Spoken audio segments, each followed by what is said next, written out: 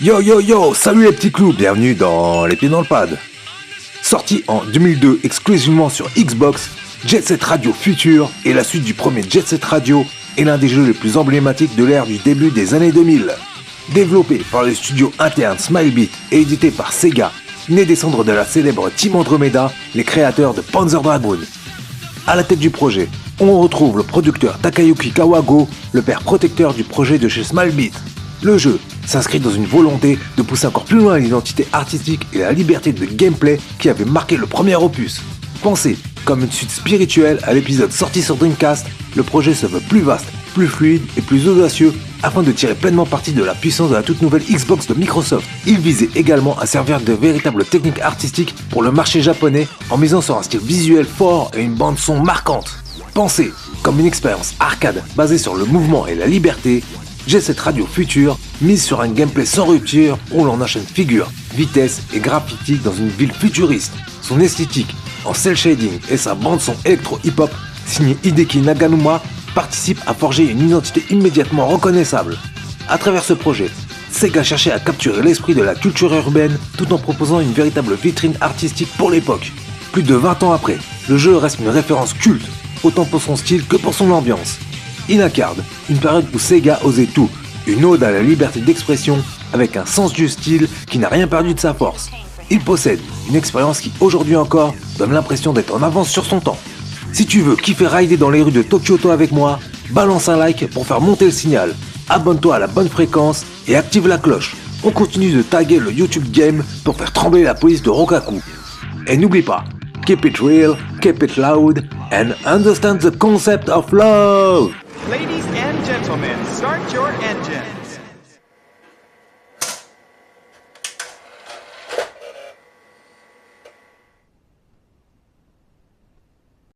Understand the concept of love. Yeah, this is DJ Professor K, baby, the master of mayhem, know what I'm saying? Bring you another Tokyo Underground pirate radio broadcast from Jet Set Radio. I'm gonna bust into your head through your cute little ears and blow your mind with my sexy voice and out-of-sight sounds. Those of you prone to nosebleeds should keep those tissues handy, suckers. Imagine une ville futuriste où la rébellion ne passe pas par les armes, mais par les rollers et les bombes de peinture. Dans un Tokyo rétro-futuriste, dystopique et hyper stylisé renommé Tokyoto, où la liberté d'expression est écrasée par la corporation Rokaku et sa police corrompue, menée par le fantasque Captain Hayashi. On y suit les DJs, un crew de riders qui parcourent la ville sur des rollers motorisés pour recouvrir les murs de graffiti, symbole de leur résistance. Le scénario est une relecture plus sombre et mature du premier opus. Le récit se construit par petites touches en mettant en scène des enjeux de contrôle social et de manipulation médiatique. Le tout orchestré par la voix charismatique du DJ Professor K, qui sert de narrateur et de guide spirituel à travers sa station de radio pirate. Le jeu raconte beaucoup par son univers visuel, sa musique et sa mise en scène, laissant aux joueurs la place d'interpréter. Cette narration environnementale participe au charme culte du titre. On a l'impression de vivre un mouvement plutôt que de suivre un script. À cause de cela, l'histoire souffre d'une structure narrative parfois décousue, des personnages peu développés et des enjeux qui peuvent paraître secondaires face au plaisir pur du gameplay. On a le sentiment que l'histoire manque de profondeur ou de moments marquants, surtout comparé à des jeux plus narratifs, mais au fond, c'est un choix assumé. Dans Jet Set Radio Future, le vrai récit c'est le flow, le style et la sensation de liberté, bien plus que l'intrigue elle-même. Lately, Tokyo's been on one bad trip. The attack on the record store in Chuo Street, prowlers in Dogenzaka Hill, lowlights spreading vicious rumors, the mysterious blackout on 99th Street. And who should be following them around but the Rokkaku Group's watchdog, the Rokkaku Police. With the Rokkaku Expo just around the corner, the crackdowns are only getting tighter. My heart ain't pounded like this since my first date. I was so nervous, know what I'm saying? I forgot to wear my underwear, baby. This ain't the time to be sitting around sipping afternoon tea. Game's gonna start soon, and y'all gonna be the one making the plays.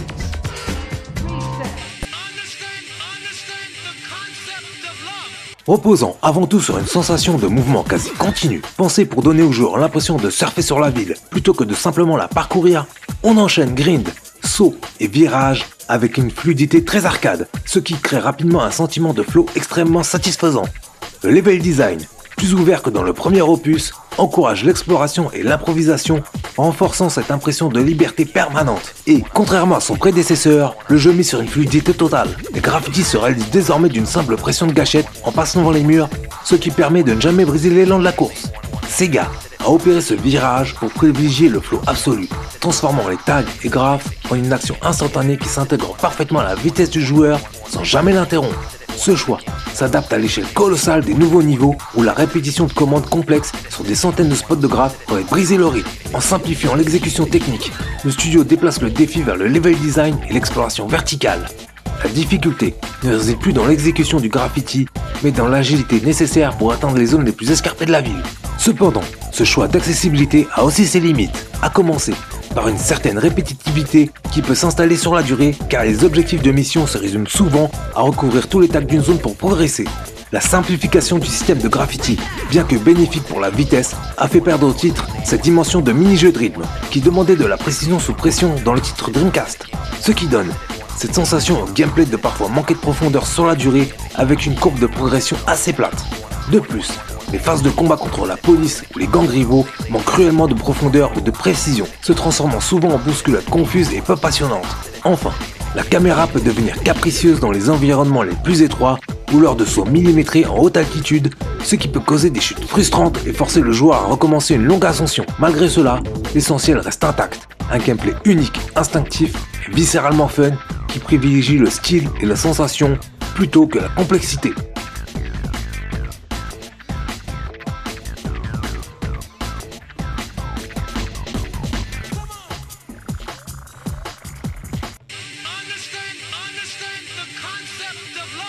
La réalisation de Jet Set Radio Future est un tour de force esthétique qui a redéfini les standards visuels de son époque grâce à une maîtrise absolue du cel shading, ce qui donne au jeu un aspect bande dessinée vivant avec des couleurs vives, des silhouettes marquées et une identité visuelle qui traverse les années sans vraiment vieillir.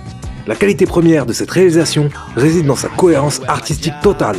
Les environnements inspirés du mégalopole futuriste regorgent de détails graphiques, de signalétique et de textures qui participent à créer une atmosphère urbaine crédible et stylisée à la fois. Chaque graffiti et chaque design de personnage distille une énergie urbaine et rebelle qui semble sortir tout droit d'un comic book futuriste.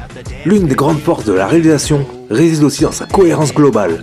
L'animation fluide des riders est exemplaire pour l'époque, capturant avec précision l'élégance des mouvements, tandis que la direction artistique de Ryuta Ueda parvient à rendre chaque quartier de Tokyo mémorable. Des yeux glauques au néon aveuglant du Shibuya Show, l'aspect technique est d'ailleurs magnifié par une distance d'affichage impressionnante pour la Xbox originale, permettant d'admirer l'architecture verticale de la ville sans aucun brouillard de distance, ce qui renforce le sentiment d'immensité et de liberté. Bien que le jeu vise une fluidité constante, il subit parfois des chutes de régime lors des séquences les plus chargées en effet de particules ou lorsque trop de policiers et de fumigènes apparaissent simultanément à l'écran. C'est le cas dans certaines zones très chargées visuellement où des chutes de FPS interviennent. Mais le point noir reste la gestion de la caméra qui, bien que dynamique, a tendance à se perdre ou à se coincer dans les angles morts lors des phases de plateforme exigeantes ou d'action dans les recoins étroits des niveaux complexes. Malgré ces quelques limites, la réalisation reste l'un des points les plus marquants du jeu.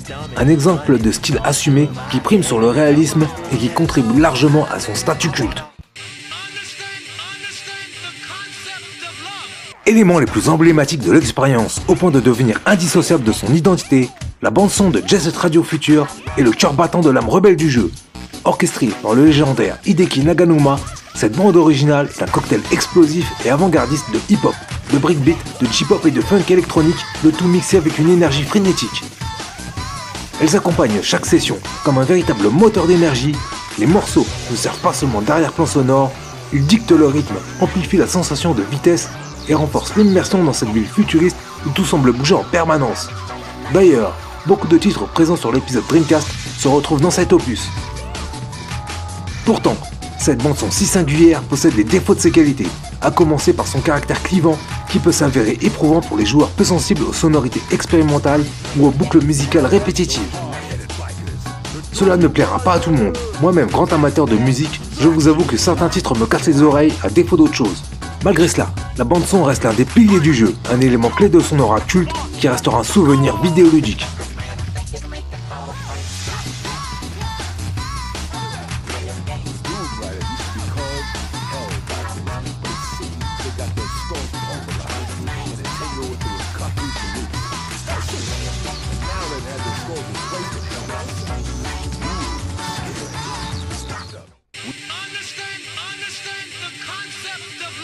La durée de vie de Jet Set Radio Future se distingue par une générosité surprenante pour un jeu arcade, offrant une aventure principale qui s'étale sur plus d'une dizaine d'heures, mais qui se prolonge considérablement pour ceux qui visent le 100%. Sa plus grande qualité réside dans sa structure semi-ouverte et la densité de ses quartiers qui regorgent de défis secondaires, de personnages cachés à débloquer et de sous-graffitis à collectionner dans des endroits quasiment inaccessibles. Cette exploration est magnifiée par le plaisir intrinsèque du déplacement.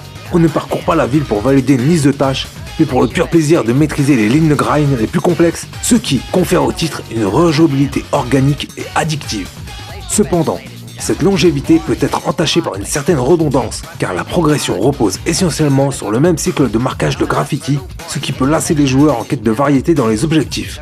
Le défaut majeur de la durée de vie réside également dans l'absence réelle de difficultés ou de courbes de progression exigeantes une fois que les mécaniques de base sont maîtrisées, rendant la fin de l'aventure parfois un peu trop simple pour les habitués du genre, surtout pour les fans de la première heure.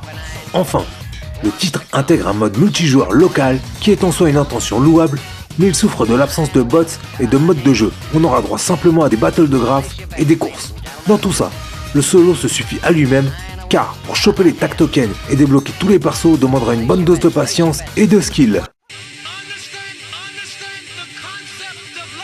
Alors, que faut-il retenir de Jet Set Radio Future ? C'est un jeu qui marque moins par ce qu'il raconte que par ce qu'il fait ressentir. C'est une œuvre d'ambiance avant tout, un titre qui capture une énergie, une culture et une esthétique avec une assurance rare. Jet Set Radio est l'apogée d'une époque où Sega ne se contentait pas de suivre les tendances, mais les créer avec une insolence rare et une audace créative. Oui, on peut lui reprocher un scénario discret, une profondeur limitée sur la durée ou quelques frustrations techniques, mais largement balayé par son atmosphère électrique, son identité artistique, son flow et sa personnalité. Avec le recul, il apparaît comme un jeu presque intemporel, plus proche d'une expérience sensorielle que d'un produit classique. Et c'est précisément ce qui explique son statut culte aujourd'hui. Il a laissé un héritage que plusieurs jeux ont tenté de reprendre. Le plus évident est Bomb Rush Cyberpunk, souvent considéré comme l'héritier spirituel direct qui reprend le principe du graffiti, la mobilité fluide et une direction artistique très inspirée, tout en modernisant les mécaniques. On peut aussi citer Sunset Overdrive, qui partage ce goût pour la vitesse et la circulation libre dans un monde coloré, même s'il s'oriente davantage vers l'action. Enfin, Over propose une vision plus ouverte et multijoueur du parcours urbain avec un ADN clairement influencé par l'esprit Jet Set.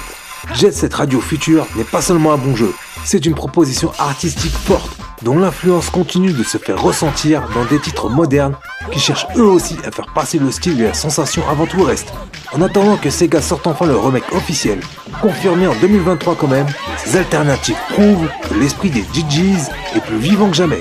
Merci d'avoir regardé, likez, commentez, partagez, abonnez-vous pour ne pas rater mes prochaines aventures. À bientôt dans les pieds dans le pad. Now I'm the star at the top of their black list, cause I gave you the lowdown on them. This is the first time I've been on top since the burping contest in elementary school. This time I've got nothing to say except it's time to get my running shoes on. Congratulations. You place first.